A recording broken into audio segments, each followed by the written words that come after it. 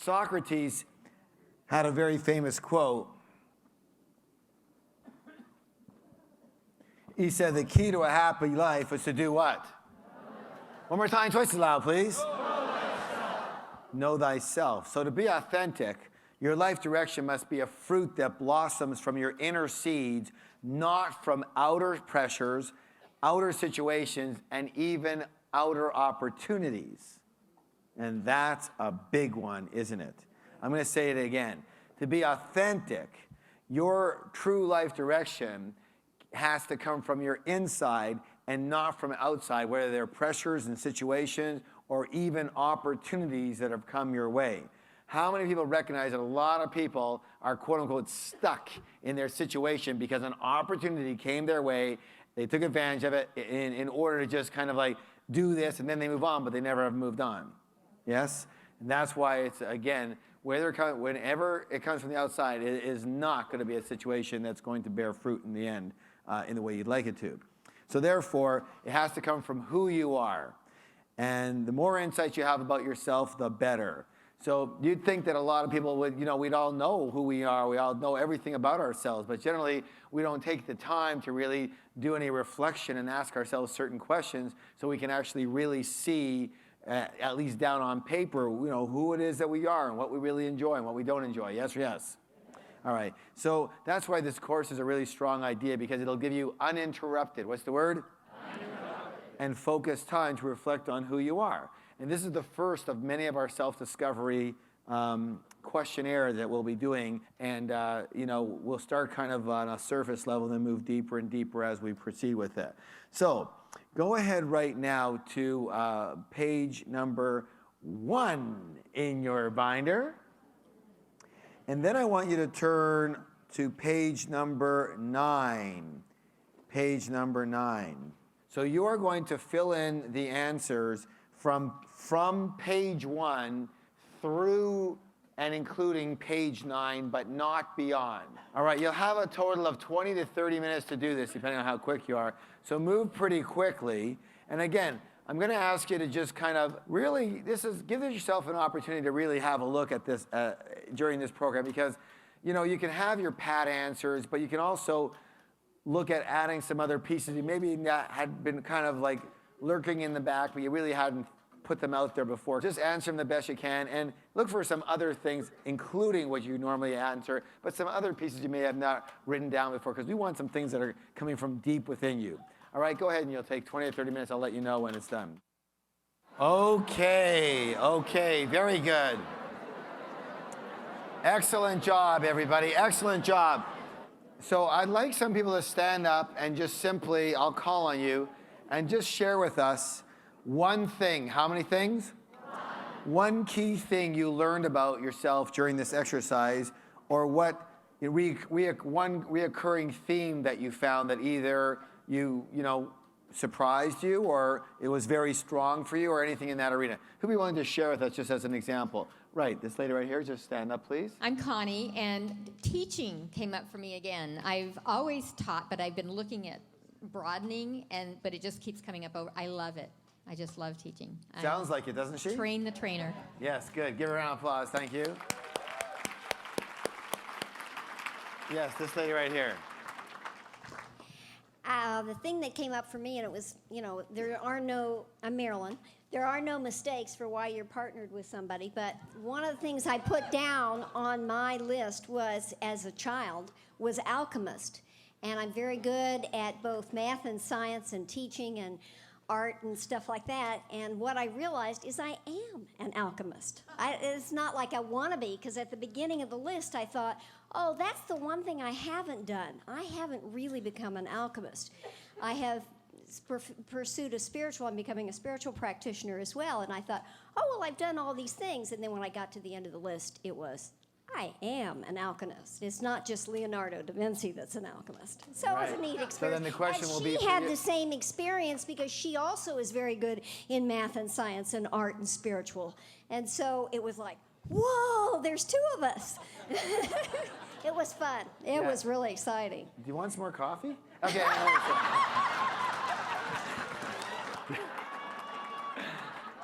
Give a round of applause. Thank you. Very good.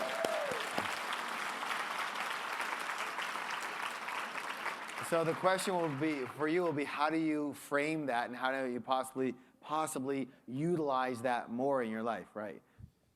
Well, I've been finding out that I am so on track, and I didn't even realize it. Oh, I'm Michael. Yeah. But I am going to stick around for the next 2 days just in case I learn something.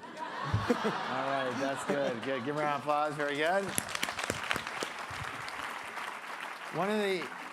If you're finding out that you're on track, then what that means is that, and how many people actually recognize that very often we are on track, but our mind has a way of doubting our tracks, yes? Half the people here come out with a new direction or new possibilities, and the other half are totally confirmed in where they are. And isn't that just as important, so that your mind doesn't have a chance to keep on nagging you? Well, is this it? You know it. This is the right place. And then you'll have opportunities of spreading that vehicle out and having alternative vehicles for your same mission. Does that make sense? Yeah. All right, very good. I'd like to give you a couple of distinctions that you may or may not be familiar with. First is this. What's it say, please? One more time, twice as loud, please. Pleasure versus joy. Pleasure is usually a sensory-based phenomenon. And senses come from the where? Outside. From the brain, from the mind. Does that make sense? So, and so that's what pleasure is all. People say, I want to have pleasure, and that's great, except for pleasure is a sensory perception and generally comes from the mind base. Not that it's a bad thing, just where you need to know where it's come from. Joy, on the other hand, is completely different, because joy is actually a clue directly from the what? From the heart. The feeling of joy is different. And, it's hard to explain feelings, isn't it? You can only experience feelings, right? I mean, I can stand here and tell you what joy feels like, but you know what joy feels like, and you know what pleasure feels like. And they're different, aren't they? So this joy is a little different. So the word enjoyment, all that means is being in joy, enjoy. How many of you want to enjoy? So the enjoyment must be a criteria for where you want to go, yes? Vital criteria. Why? Because it is a clue directly from the heart. You enjoy things that are different than the person right beside you on both sides and right and front and behind. You understand that? You have different enjoyments, don't you? And so it's an individual thing. Many people have very similar pleasures.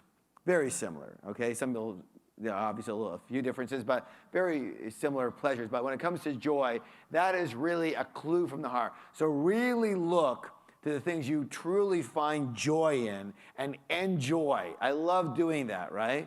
And that is something that you can actually hold on to. So my recommendation is those pieces that have come up in the work so far, really put a star beside them. Don't worry in any of this right now. Can I make any money at it? How do I package it? That's for way later.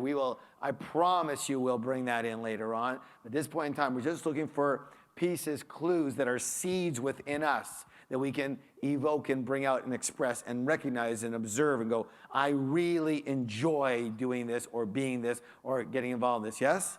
All right, so joy is one of them. Now, the second distinction here that will be important for a lot of you is this one here. What's it say, please? Excellent. One more time, so twice as loud. Good job. Thank you. Skills are generally learned propositions. They are what? Learned. And that means if they're learned, they're based in the past because you learned them. Understand? And for an example, we had a student recently who, he's an accountant.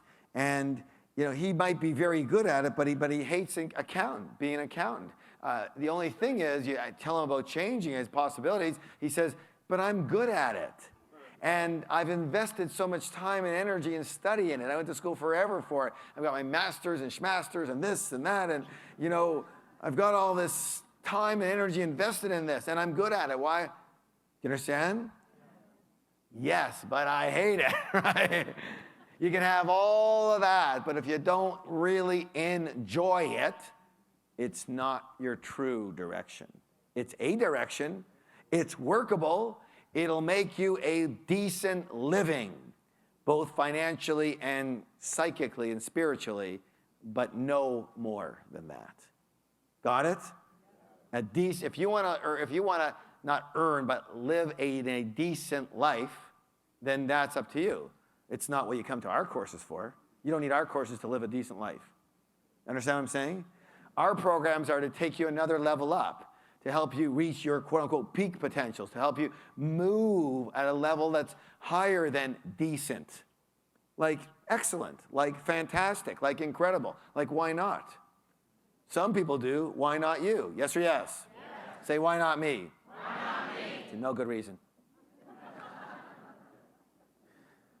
So generally, very often if people stay with things because they're skilled at it, they do so because they come from a place generally of fear and obligation.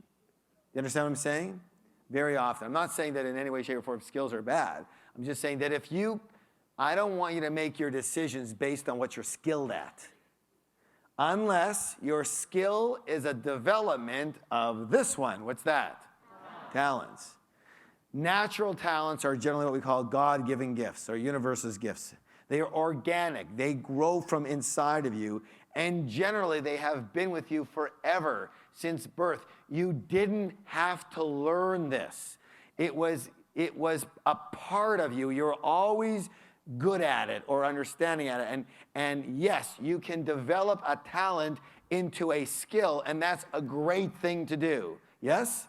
So just because, let's say, you're talented at training or speaking or communicating, doesn't mean you're very skilled at it. And it doesn't hurt to develop skills along to upgrade your talent, yes? To utilize it better in the real world, yes? However, you don't want to be coming from here, you want to be coming from here, and if you can develop that into a skill, that's even all the better. So, many people have natural talents that are latent. In other words, they have never been fully utilized and developed in you. And I don't mean fully utilized, just that you're really taking advantage of the gifts that were given to you. Do you understand this? Yes or no? Yes. And I'm giving you permission from me, from everyone in your past, and yourself. All of us are now giving you full permission, and the new expectation is for you to much more fully utilize those natural gifts and talents you came to this earth with, because you came with them for a very specific reason. They would not have been given to you specifically if you weren't meant to use them. Do you understand that? I want to give an example of that is, you know that I didn't start, quote unquote, speaking or training until I was 36 years old. And so what was I doing from the time I was 18 to 36? Well, who the hell knows? I was doing everything but, right? But that wasn't it's just that I didn't, I was thinking about how making money here and business there and, find something I kind of could like a little bit. And if I could find both, it'd be great. But it never dawned on me until I started doing this kind of work and really recognizing that I had some latent talent in that area, and that it went back to when I was a kid. But I want to give you a scenario right now that hopefully you can get a good example from. So in this scenario, we have a lake. We have a what? Lake. Here's our lake. There is a weak swimmer, and there is a strong swimmer. And the weak swimmer actually challenges the strong swimmer to a race across the lake. And the strong swimmer accepts and wants to bet on it. And the weak swimmer says, I'll bet you whatever you want as long as I get to choose how this works. And they say, okay, fine. Say, well, the way it's going to work is I'm going to start at one side of the lake, and you start at the other side of the lake, and we will see who gets to their respective sides first. And the winner here's the weak swimmer, here's a strong swimmer, and who won? The weak one won. Very interesting. And why did the weak one win?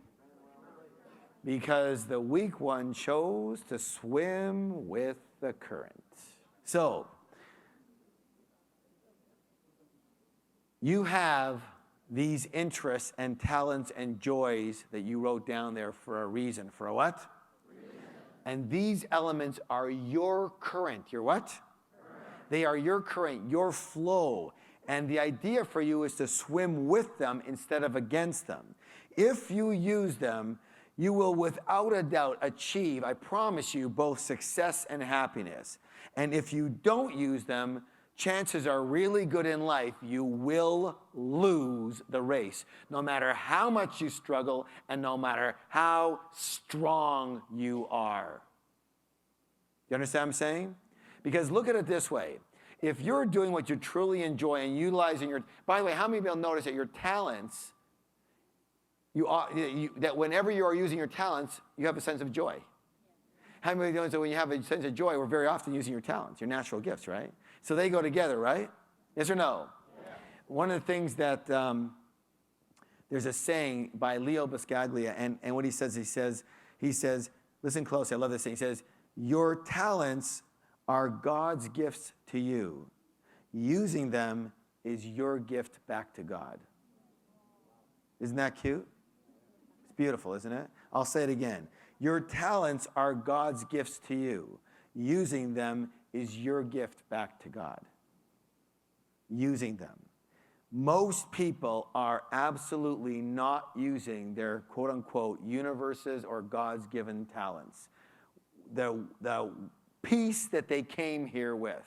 And they have glimpses of it all the time, but they quote-unquote aren't sure if that's where they should be in because of the financial arenas and, the pressures and this and that. But if you are not using your natural gifted talent, you are not serving the world, and you are not serving yourself, and you could never reach your full potential, both financially or on a level of happiness. Does that make any sense to anybody here? So how many of you are willing to begin to use their natural talents to the fullest and express that in the world? Yes? Yes or no? Yes. All right, give somebody a high five and say, you're awesome.